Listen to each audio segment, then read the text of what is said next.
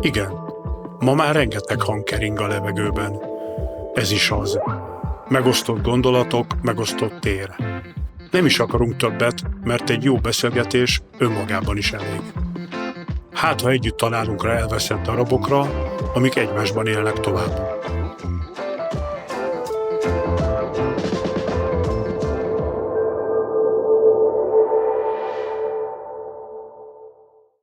Az első érintés, az életre szóló kaland, az otthon biztonsága, az örök érték. Lejjel tégla, egy életre szól.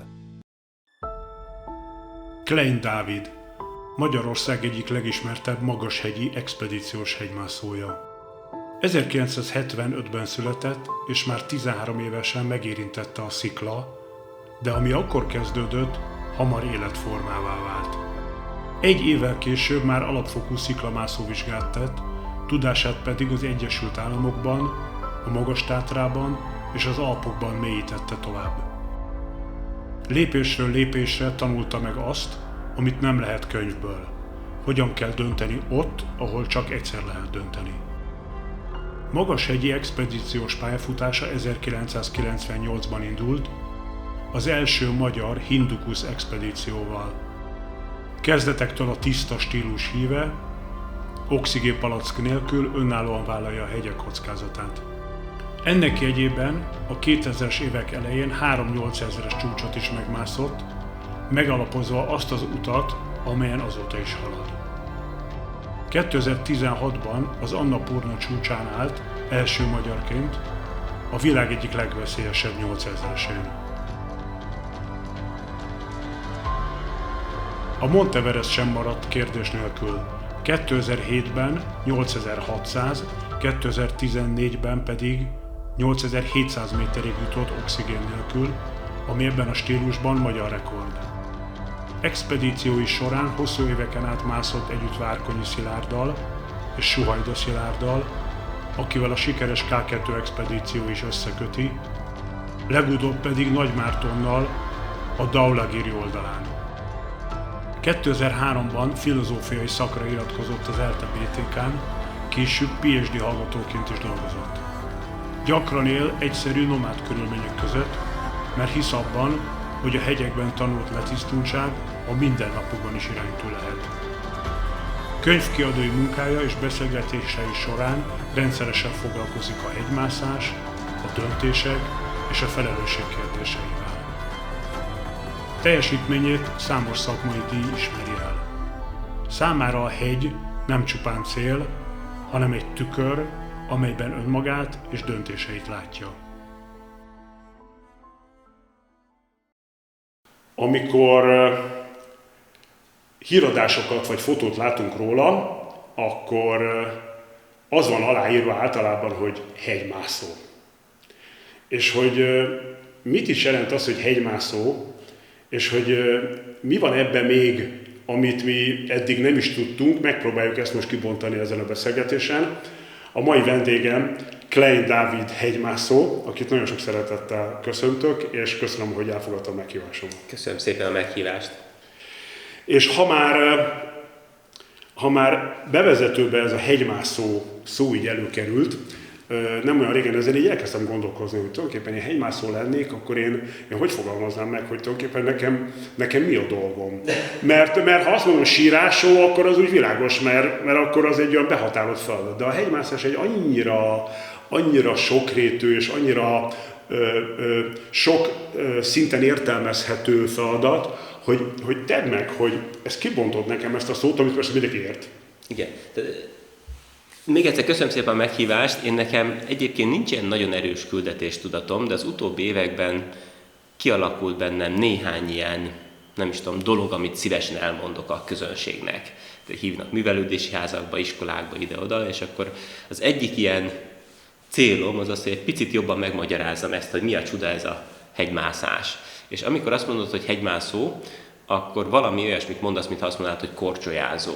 Igen. És a tévénézők, nem tudom, és általában ilyenkor rákérdeznek, hogy oké, de ő jégtánccal foglalkozik, vagy gyorskorival. És a hegymászás is ilyen, hogy valójában azt szoktuk mondani, hogy ez a tevékenység, ez a hegy és sportmászás nevű tevékenységcsokor, és ebben nagyon sok szakág tartozik bele, ugyanúgy, mint a korcsolyával űzhető tevékenységek tárházába. Bele tartozik a műfalmászás, a boulder, a sportmászás, a több kötélhosszas sportmászás, a tradicionális hegymászás, vagy rövidítve tradmászás, a klasszikus alpinizmus, a jégmászás, a mesterséges mászás, nagyfalas mászás, és beletartozik a 8000-es expedíciós hegymászás is. Ezek stílusok, illetve szakágak, egy kicsit összekeveredik a kettő, de a lényeg az, hogy ez egy nagyon széles, színes paletta, és vannak, akik csak ezt vagy azt csinálják, tehát vannak kiváló boulderezők, meg sportmászók, akiknek soha életükben nem jutna eszükbe, hogy nem tudom, elmenjenek az Alpokba, és ott hosszú utakat másszanak. A fordítottja is létezik. Én egy olyan mászó vagyok, aki egyébként a hegyi és sportmászásnak lényegében minden szakágát szereti és műveli valamilyen szinten.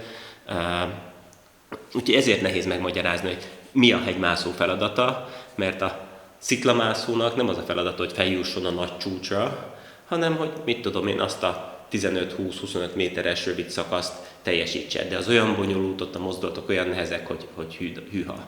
És az alpinistának valószínűleg az a feladat, hogy egy komplex útvonalat teljesítsen, lehet, hogy több nap alatt teljesítsen, ahol megalszik a kis sziklapárkányon, a következő nap egy kis jeget mászik, aztán utána megint sziklás terepre téved, és végül eléri a csúcsot, de előtte még meg kellett közelíteni a sziklafal alját, a gletszer hasadékokon kellett átkelnie, tehát másfajta tevékenységet végeznek.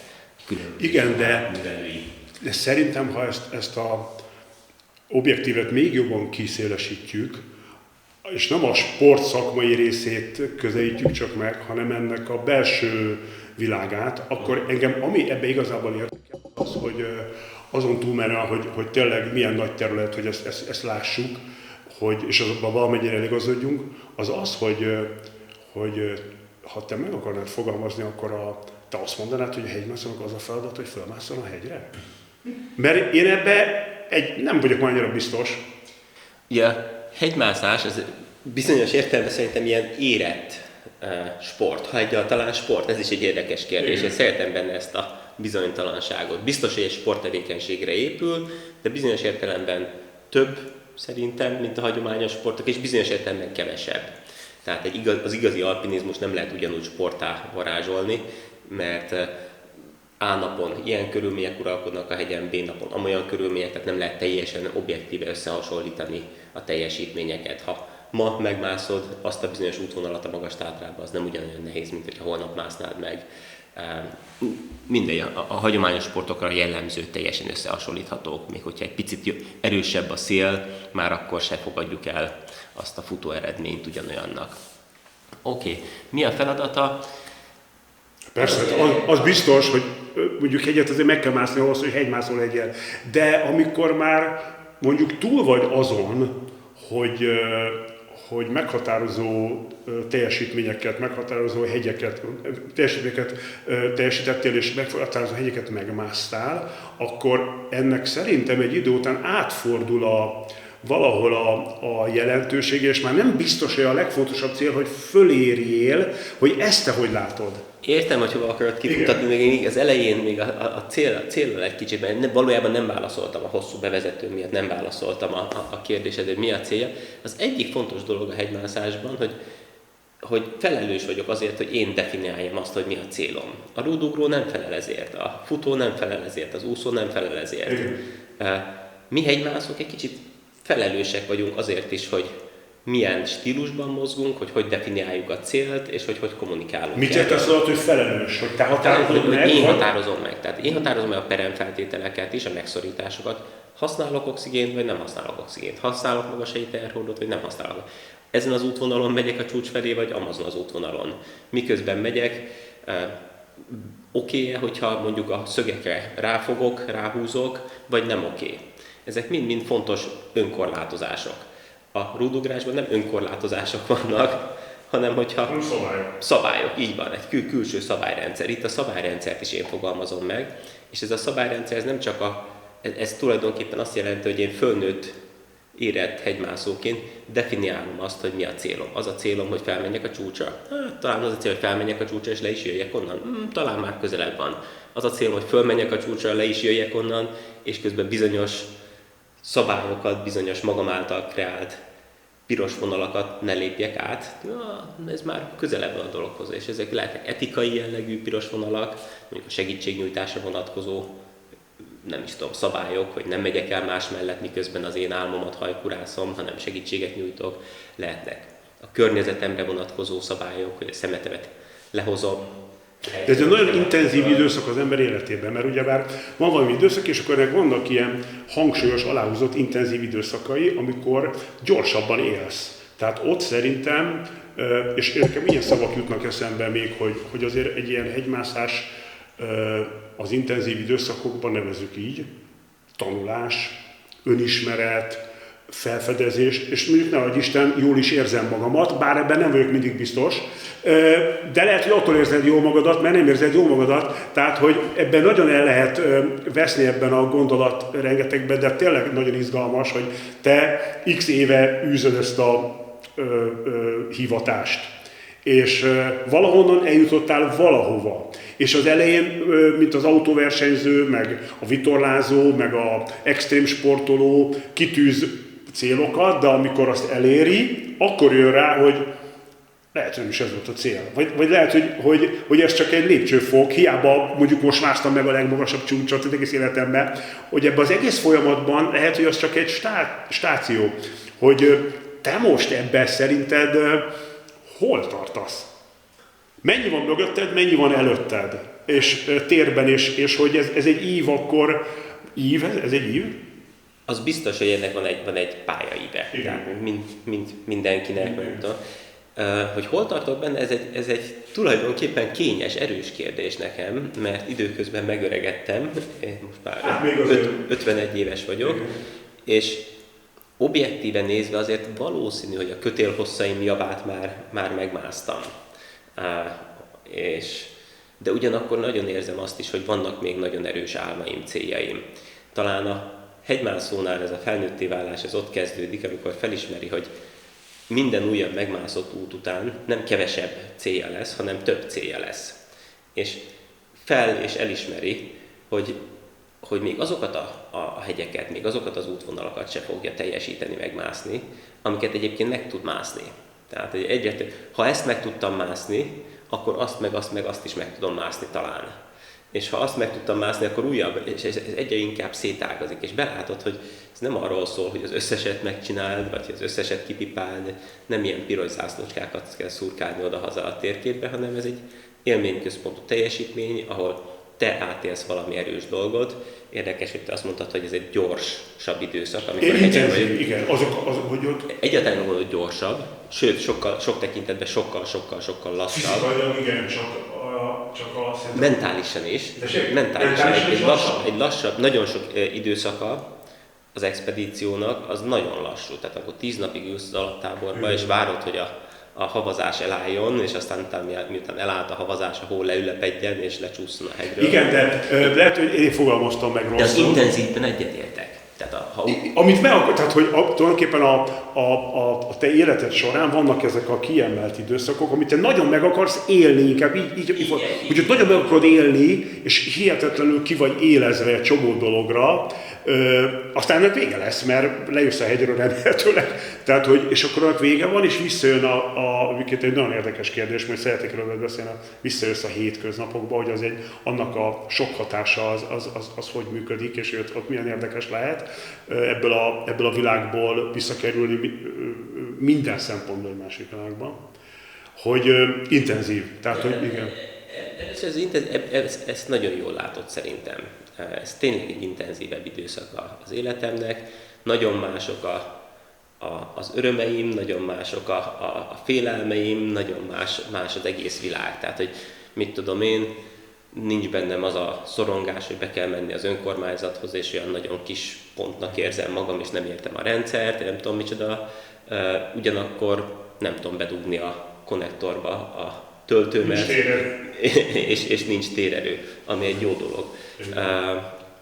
Szóval valóban nagyon más, és az is igaz, hogy nagyon intenzív. Mindig mondogatni szoktam magamnak, hogy ez egy nagyon különleges 2 hónap, amit itt eltöltök, hogy ebben a 2 hónapban még a nehéz pillanatokat is meg kell becsülni. sokat dolgoztam érte, hogy ott lehessek, és most végre itt vagyok. És amit a társaimmal élek meg ilyenkor, az is intenzívebb. Tehát, hogyha nem tudom, ha kedvellek, akkor imádlak, és nem tudom, a vonat elé ugrok, érted, hogy megmentsenek, és nem tudom. És hogyha bosszus vagyok, mert mit tudom én, üdösebb az oknid, akkor meg tudnálak folytani egy kanál vízbe. Tehát az érzelmek is felerősödnek. Ezt megtanulod egyébként kezelni idővel, és felismered, hogy valójában nem akarlak megfojtani egy kanál vízben, hanem csak egy olyan környezetben vagyunk, ami felerősíti az érzelmeket. És aztán igen, innen haza kell menni, és a jó hír az az, hogy vannak dolgok, amiket haza lehet vinni a hegyről. Tehát vannak olyan attitűdök, olyan trükkök, amiket el lehet sajátítani.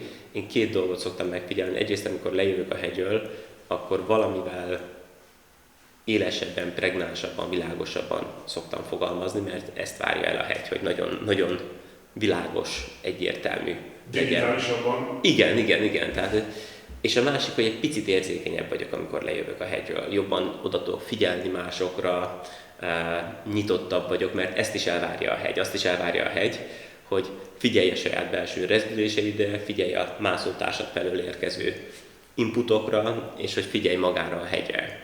Mert ha nem vagy érzékeny és figyelmes, akkor nagy bajok tudnak történni. És ez egy nagyon érdekes kettősség, hogy makacsnak, szinte önfejűnek, szemellenzősnek kell lenned bizonyos időszakokban, és ugyanakkor érzékenynek, empatikusnak, figyelmesnek kell lenned.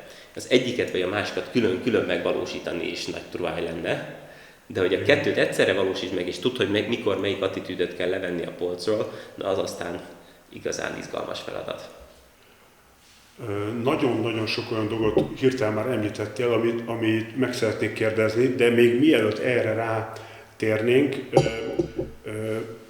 biztos viszonylag friss benned az élmény, nemrégen jöttél haza, és meséld el, hogy tulajdonképpen hol voltál, ez hogy illeszkedik bele ebbe a útba, amit te jársz, egy ilyen túra, mit vártál tőle, hogy sikerült, és akkor utána még dumálunk más dolgokról. Igen, hát az, ahonnan hazajöttünk, hát most már azért nem annyira nem éli, Hát, de igen, ősszel, ez volt az igen, utolsó. igen. Nagy Marci barátommal a Dhaulagiri nevű nagyon szép nepáli 8000-essel próbálkoztunk. Nagy Marci a következő, vagy nem is tudom, az biztos, hogy legalább a következő generációhoz tartozik, borzalmasan fiatal, 20 éves, és hegymászó szemmel nézve tulajdonképpen nem volt olyan izgalmas az expedíció, nem jutottunk magasra, nem értük el a csúcsot értelemszerűen, viszont nagyon megtáncoltatott minket a hegy, még a nepáli belpolitika is beleszólt az expedícióba, szóval egy igazán kalandos expedíción vagyunk túl. Maga az expedíció az beleilleszkedett egy ilyen hosszú távú vízióba, vagy nem tudom mibe, ami arról szól, hogy létezik egy olyan kihívás a világon, hogy Himalája koronája.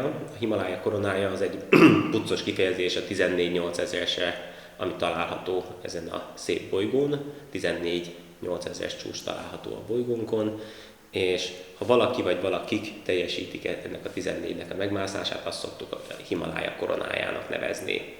És a magyar expedíciós hegymászás, tehát nem én, nem is a haverjaim és én, hanem az egész magyar hegymászók közösség, az a 80-as évek óta munkálkodik ezen a feladaton, 3 generáción keresztül, Marci a 4. generációhoz tartozik, én a 3. generáció egyik utolsó még aktív tagja vagyok, és már csak 2 feladat van hátra tulajdonképpen ebből az egész kihívásból a magyar expedíciós hegymászásnak. Az egyik, az Everestnek nincsen még palasz nélküli magyar megmászása, és a Sisapangma nevű, senki által nem ismert kis 8000-esnek Tibetben nincsen főcsúcs elérése.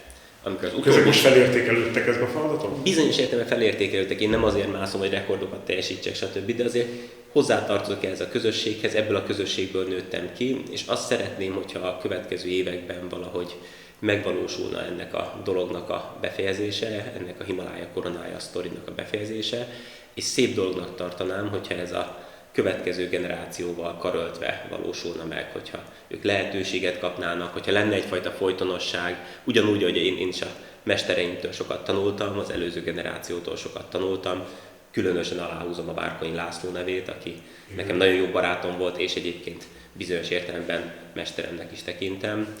És ha valami hasonló folytonosság létrejönne a fiatalokkal, azt szerintem szuper jó lenne. Egyrészt lenne benne egy kis tudásátadás, másrészt egy ilyen szép gesztus, hogy lehetőséget kapnak, és együtt fejezzük be ezt a sztorit, és aztán utána nekik ki kell találni, hogy miről fog szólni a következő időszak. Most megemlítettél társakat, a harmadik generáció, a Konyi, aki ugye már nincs közöttünk, illetve hát a Sohajda Szilárd is, aki neked azért egy nagyon... saját generációnak, a harmad generációnak egy nagyon jeles képviselője. Úgy jönnek a generációk, hogy vagy én úgy osztom fel, hogy az első generáció az nagyjából a Konyiék voltak, akik a 80-as években kezdtek el expedíciózni, és a jellemző, meghatározó expedícióik általában a 2000-es évekig voltak kb. A másodgeneráció azok a maximum a 90-es évek végén kezdtek el expedíciózni, az én első expedícióm 98-ban volt, jellemzően a meghatározó expedícióig mondjuk 2010-ig voltak. Nyilván én például erősen átnyúlok most több generáción, de azért az én generációmnak a másodgenerációk ekkor voltak a jellemző expedíciói. És a harmadgeneráció az Szilárdék, mondjuk Varga Csaba, Sohajda Szilárdék, mint harmadgenerációsak, és az ő meghatározó expedíciójuk azok 2010 után voltak jellemzően. És a negyed generáció, ezt nevezem mondjuk a túl a Himalája koronáján generációnak, na az Marciék.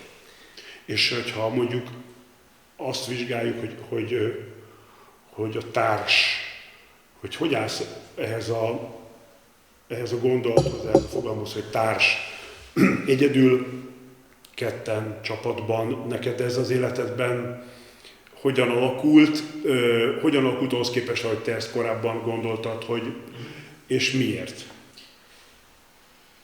Először is vannak igazi vérbeli magányos sportolók, mint Rakoncai Gábor, ő el szokta mondani, beszélgettem vele többször, hogy ő tényleg úgy érzi magát jól, hogy ez az ő kis buboréka, és egyedül vág neki. És nekem is volt ő azért... Persze volt társam is, ebből ő... És nekem is voltak magányos expedícióim, olyan expedícióim, ahol egymagam mentem el, és én jól érzem magam egyedül. Természetemnél fogva egy ilyen introvertált személy vagyok, aki akkor töltődik fel, hogyha magányosan üldögél egy barlangba, és így néz maga elé. De amikor a hegyek közé megyek, akkor nekem nagyon fontos az az intenzív társélmény, amit átélünk. Hogyha egy kötélbe kötözködünk, ugye a kötél az egy nagyon-nagyon erős szimbóluma a hegymászásnak, akkor ez egy különleges kapcsolat. Én azt is gondolom, hogy még fel is cicomázom a fejemben ezt a kötéltársi kapcsolatot ilyen szép gondolatokkal. Idealizálom, így van. De igen, ez nekem egy erős szimbólum az, hogy egy kötélbe kötözködtünk. És voltak nagyon erős nagycsapatos élményeim, és azt varázslatosnak tartom, hogy elmegyünk többen, és milyen dinamikája van a csapatnak, és hónapokig el vagyunk zárva, egyfajta ilyen önismereti csoport is. Ez az élmény. Voltak intenzív mászótársi kapcsolataim, és azok nagyon-nagyon-nagyon erős kapcsolatokká váltak, és sokat kaptam azoktól az alkalmaktól is, amikor egyedül indultam el Magyarországról egy expedícióra, az Annapurna is ilyen volt, és még volt jó pár ilyen expedícióm. Ha megengeded. Azt hiszem a kötéltet, bocsánat, hogyha egyet ki kéne emelnem, azt hiszem, amikor egy kitüntetett társal indulok el a hegyre, az van a legközelebb a szívemhez. És akkor most itt hagy csatlakozzak, mert én mondjuk ettől a beszélgetéstől függetlenül is nagyon sok anyagot megnéztem veled rólad, izzadó tenyérrel, tehát én megmondom őszintén, hogy sokszor az ültet engem le a hegymászó filmek meg videók elé, hogy megpróbáljam megérteni, hogy honnan van ez a bátorság. És erről is akarok majd veled beszélni, de én szeretnék kiemelni a te történeteidből egy nagyon rövid momentumot, amikor a Szilárddal voltatok fönt, és te nem sikerült neked följutnod, és ő egyedül följutott. És te rosszul voltál, vissza kell fordulnod, nem kis belső konfliktus és helyzetbe kerültél ezáltal, meg fizikai, meg egyáltalán, és telefonon beszélsz, rádión a Szilárddal, aki fönn van, nem egy túl egyszerű beszélgetés, mert a recseg ropog, de halljátok egymást, és ott elképesztően őszinte a te örömöd és gratulációd. És az volt az a pillanat, amikor én téged megértettelek, hogy mi az, amikor társ. Hogy egyetértesz ezzel? Ennek a pillanatnak a jelentőségével a te életedben, vagy ez csak nekem tűnt ilyen nagy pillanatnak? Nem, teljesen egyetértek vele. Én azt gondolom, hogy a K2 egyébként első magyar megmászása az egyike a legfontosabb expedícióimnak. Egyébként úgy is gondolok rá, mint az egyik legfontosabb eredményemre, mert ugye ketten indultunk el, és igaz, hogy 24 órán keresztül nem voltunk együtt, és igaz, hogy hiányzik nekem az a személyes élmény, hogy fönnáldogáljak, de ez egy apróság ahhoz képest, hogy együtt voltunk, együtt küzdöttünk, és megvalósítottuk a K2 első magyar megmászását úgy, hogy Szilárd elérte a csúcsot. Tehát ez én nekem nem árnyékolja be az expedíciót, hanem ugyanolyan szép emlék, sőt az egyik legnagyobb, legerősebb emlékem. Amikor az ember elveszít egy ilyen meghatározó társat, legyen az egyébként a témátokban szerintem a Konyi is, meg a Szilárd is, hogy ezt hogy lehet feldolgozni, most nem csak emberileg, mert azt mindenki el tudja képzelni, hanem mint ilyen formán a társ elvesztése is. Hogy megtorpan az ember, vagy nem, ettől azért nem kell megtorpanni, mert ez a műfaj nem erről szól.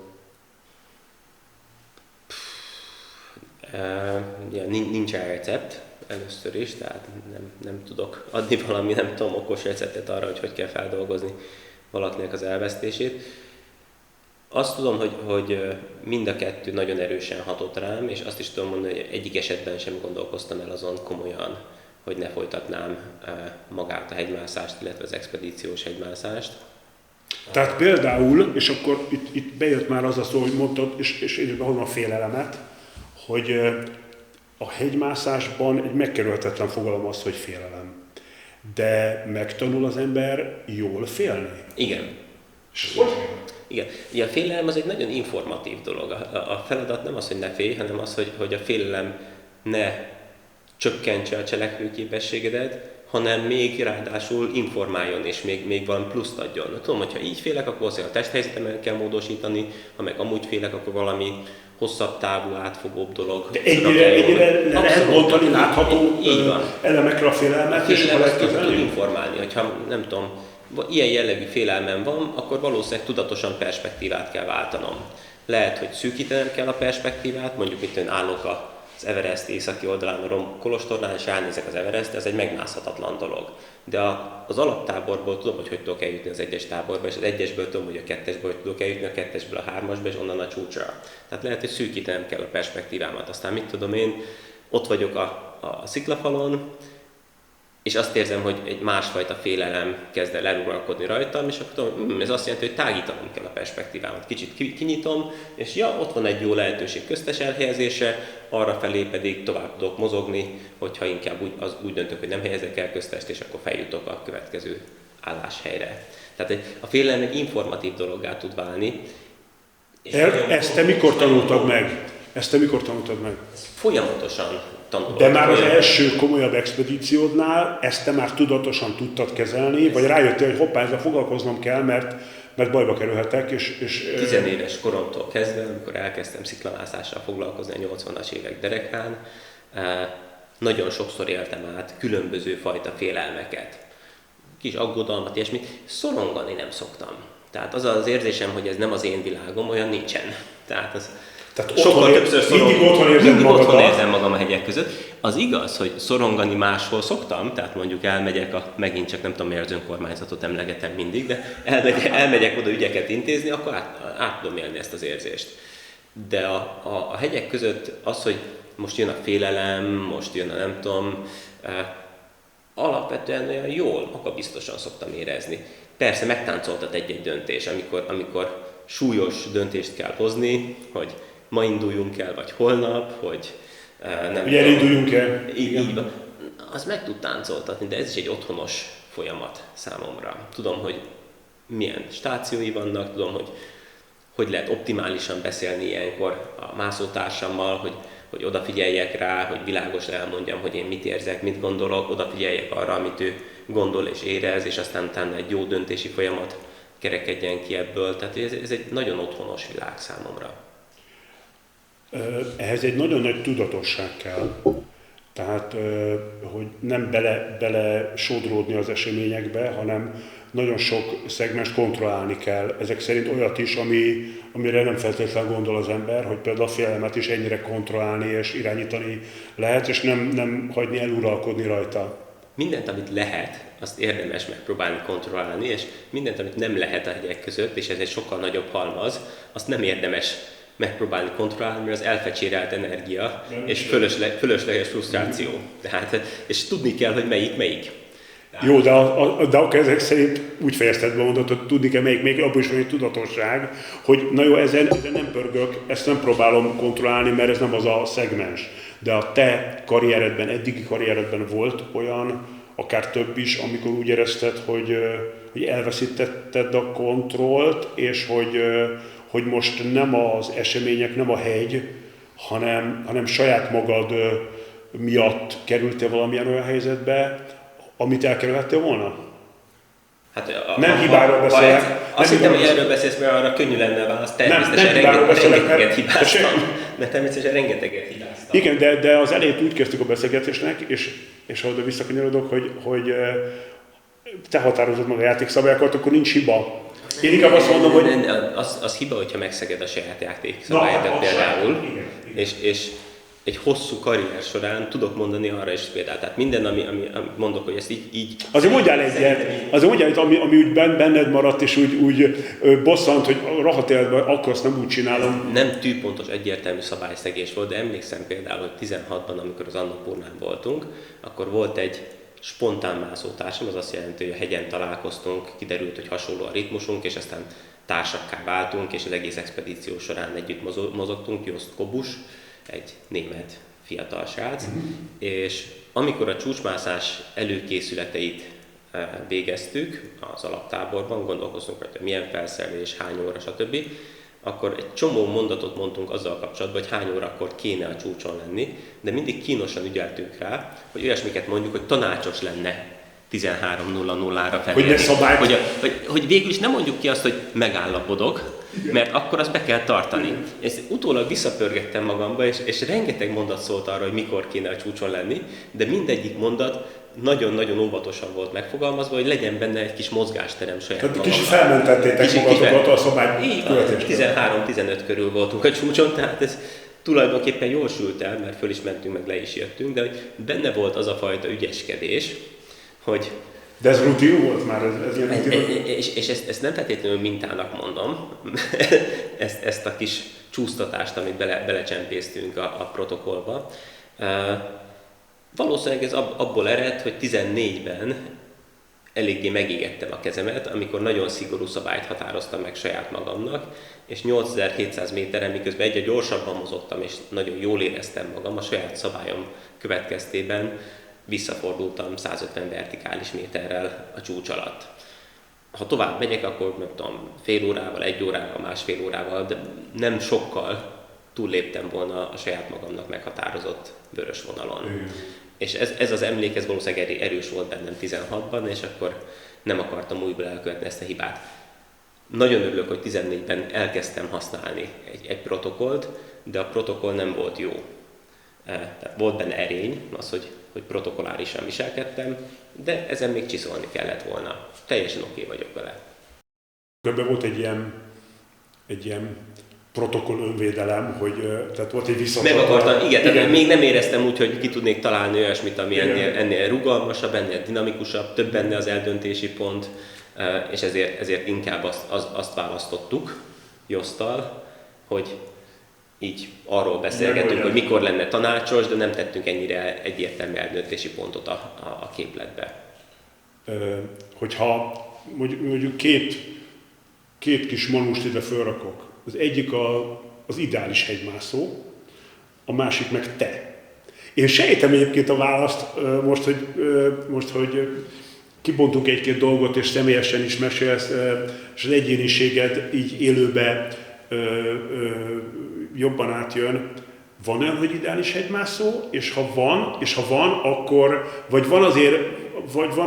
de azért idealizálható egy csomó dolog benne, akkor ahhoz képest te magadat hogy sorolod be? Tehát először is a könnyű válasz az lenne, hogy nincs. És akkor megúsztam az egész kérdést. Vannak bizonyos értékek azért, tehát van egy etosza a hegymászásnak, az alpinizmusnak, és vannak olyan értékek, amik azért azt gondolom, hogy attól függetlenül mindenki a saját hegymászásáért, a saját motivációjáért, a saját vörös vonalaiért felel, attól függetlenül azért talán általánosan ráhúzható, hogy mit tudom én, ez a fajta attitűd, amit gyakran visszahallunk a médiából, hogy leigázzuk, legyűrjük, megtámadjuk, nem tudom, miket csinálunk még ezzel a szerencsétlen hegycsúccsal, hogy ez szerintem nem oké a hegymászásban. Ez nem jó. Miért nem?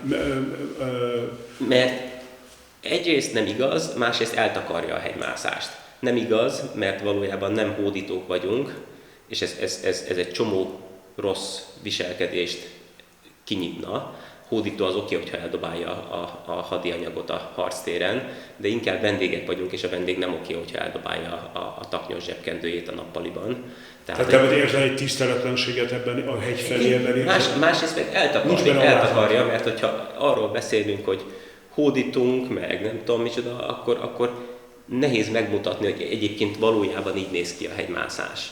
És beszéltünk az elején arról, hogy nincsen küldetéstudatom, persze én önző hegymászó vagyok, azért mászom, mert szeretek mászni, és marha jól érzem magam a hegyek között.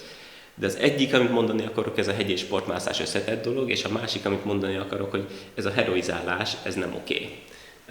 Mert a hegymászás kell, hogy legyen elég izgalmas önmagában is, és szerintem van olyan izgalmas önmagában is, hogyha megmutatjuk, hogy ilyen valójában, az emberek megértik. Erről szólt ez a Spektrum sorozat, amit most csináltunk, ha annyit reklámozhatok, hogy most csináltuk a marcis expedícióból egy sorozatot, ami nagyon szépen kibontja a felkészüléstől, az alaptábor megközelítésén keresztül, az akklimatizáción keresztül, a csúcsmászásig, az összes fázisát az expedíciónak, és ez volt az elképzelés, hogy ez ne egy érzelemdús sorozat legyen, hanem ez egy praktikus sorozat legyen, hogy lesz a hóból leves, honnan van az áram, ha nincsen konnektor a sziklákon, hogy beszélünk a meteorológussal odahaza, hogyha nincsen térerő, mivel telnek a napjaink. Tehát, hogy én szerintem az nem oké a hegymászásban, hogyha heroizáljuk, és azt se szeretem, amikor valaki valamilyen mögöttes, nemes célért mászik. Megint csak magamról beszélek, én magamban örülök annak, hogy a hegymászásom az ilyen önző jellegű, azért mászom, mert szeretném én megtudni, hogy valami izgalmasat meg tudok-e valósítani, hogy én szeretnék megtudni magamról valamit, stb. De amikor elkezdenek hegymászók ilyen, nem tudom, távoli célokért, meg ideákért, a legmagasabb, nem tudom micsoda, az valahogy olyan túl absztrakt nekem. Az előbb is mondtam egy konkrét példát a te hegymászó életedből. Most mondok egy másikat, aki nem te vagy, és egyáltalán nem az a szándékom, hogy ezzel most ellenpéldát mondjak, illetve hogy ezzel most téged szembeállítsak bármi más hegymászóval, de lehet, hogy ez lesz belőle, hogy amikor az Erős Zsolt a kórházi ágyon fekszik, és meséli, hogy történt a baleset, és hogy milyen egy értelmetlen butaság volt, aztán a Magas Tátrában voltak, a buta baleset történt, és ráadásul hát egy elég súlyos sérülés volt, tudjuk, hogy azért nem kicsi volt a tét, tehát nem arról beszélt, hogy most be kellett kötni a kezét. És ő úgy fogalmazott, hogy hát azt hiszem egy jó hegymászó napon voltunk túl, és még volt időnk, energiánk, és fölszaladtunk ezen a kuloáron. És ez így bennem, ez így szöget ütött a fejembe, hogy ezt hogy lehet így fogalmazni, amikor az ember egy ilyen balesetet elszenved, ilyen veszteségekkel, akkor az után hogy lehet azt a cselekményt egy fölszaladásnak elnevezni? Tehát magyarul én megdöbbentem azon, hogy ez az ő fejében egy ennyire bagatel valami volt, ahhoz képest, hogy egyébként abban a bagatel valamiben milyen kockázat lehetett. Az igazság, hogyha ez vád, akkor ez a vád ugyanúgy megfogalmazható velem kapcsolatban is, mert ugyanezt a mondatot, hogy egy jó mászónapon voltunk túl, és azt gondoltuk, hogy még van időnk, felszaladunk azon a hullára, ezt ugyanígy elmondanám. Tehát, ezt kérdezem, hogy ez csak így laikusként ez egy ilyen, vagy ti ezt tényleg így látjátok? Ami szerintem ebben a mondatban benne van, az, hogy tök jó az idő, és van még időm, és van rá lehetőségem, hogy valami érdekeset, izgalmasat csináljak, akkor azt megpróbálom megcsinálni. Nyilván szoktak a hegymászók, én is szoktam néha ilyen könnyed módon fogalmazni mászásokkal kapcsolatban, hogy felszaladtunk azon a gerincen, vagy felszaladtunk azon a kis falacskán. Nyilván nem szaladunk olyankor, hanem kapaszkodunk, vagy a jégcsákány szurkáljuk a hóba. Akkor ez egy ártalmatlan zsargon kérdés. Ez egy ártalmatlan zsargon. Szeretnél biztos mesélni a terveidről, és én erre szeretnék lehetőséget, hogy most csőre van töltve a következő terv, és kérlek meséld el, és hogy álltok, és hogy mikor lehet erről hallani, és ezt hogy tervezed. Igen, tehát először is meséltem már erről az egész Himalája koronája sztoriról, és továbbra is van bennem egy ilyen vágy, hogy valamilyen formában jelen legyek, amikor ezt a történetet a Magyar Expedíciós Hegymászás lezárja. A valamilyen formában az azt jelenti, hogy 51 évesen már el kell gondolkoznom azon, hogy ki tudok-e facsarni magamból még egyszer olyan fizikai teljesítményt, olyan felkészülést, ami ehhez szükséges, és azt szeretném, hogyha amikor sor kerül majd pár éven belül erre a bizonyos Everest mászásra palac nélkül, akkor én ott lennék, és én is kíváncsi vagyok rá, ki tudom magamból facsarni ezt a teljesítményt, vagy sem, de hogyha nem, akkor szeretném, hogyha lennének körülöttem fiatalok, akik rá tudnak mozdulni erre a lehetőségre, és nem mész kárba a projektbe fetszott munka, a stratégia, az egész sztori. Ehhez fokozatosan lehet eljutni ehhez a célhoz. Van néhány olyan fiatal mászó, akivel beszélgetek, sajnos idén pont az egyikük, Gyarmati Gréti, az egy vállsérülés miatt nem tud velünk tartani a nagy hegyek közé, úgyhogy idén csak magamat tudom próbálgatni, de őt azt gondolom, hogy hosszú távon tudom emlegetni a lehetséges csapattársak, a lehetséges kötéltársak között. Úgyhogy idén egy Ian Overton nevű amerikai cimborámmal és Sajával, az Iannek egyébként a feleségével, aki alaptábor vezető lesz, megyünk Pakisztánba, a Baltoro Gletscherre, és a Broad Peak-kel és vagy a Gasherbrum 1-jel fogunk próbálkozni. Mind a kettőnek van már magyar megmászása, tehát ez inkább egy ilyen tesztelés. Most a bokámat is tesztelgetem, volt egy bokasérülésem, tulajdonképpen még mindig megvan a bokasérülésem, rengeteget dolgoztam rajta tavaly óta, tavaly augusztusban volt egy sérülésem, és utána azzal a sérüléssel elmentem expedíciózni Nepálba, nyilván az nem tett neki jót, és aztán valamikor az év vége felé elkezdtem komolyan venni, hogy ezt helyre tegyem. Ugye a bokámat is tesztelnem kell most ezen az expedíción, és aztán utána jövőre építkezünk tovább. Biztos, hogy nem az Everest, biztos, hogy egy közbülső expedíció, lehet, hogy még egy közbülső expedíció, ezt majd meglátjuk, és aztán 2-3 éven belül jutunk el oda, hogy összeálljon egy kis csapat fiatalokból és belőlem, és akkor kikerekítsük ezt a történetet. Dávid, én remélem, hogy ez most nem volt ijesztő számodra ez a beszélgető. Nem. Nekem úgy tűnt, hogy tök jól megoldottál. Nem, köszönöm szépen, nagyon jól éreztem magam. És tényleg nagyon köszönöm, hogy eljöttél és megosztottad velünk ezeket a dolgokat. De remélem, hogy lesz rá még alkalom, és sok sikert kívánok neked, és úgyis kapcsolatban maradunk. Köszönöm szépen.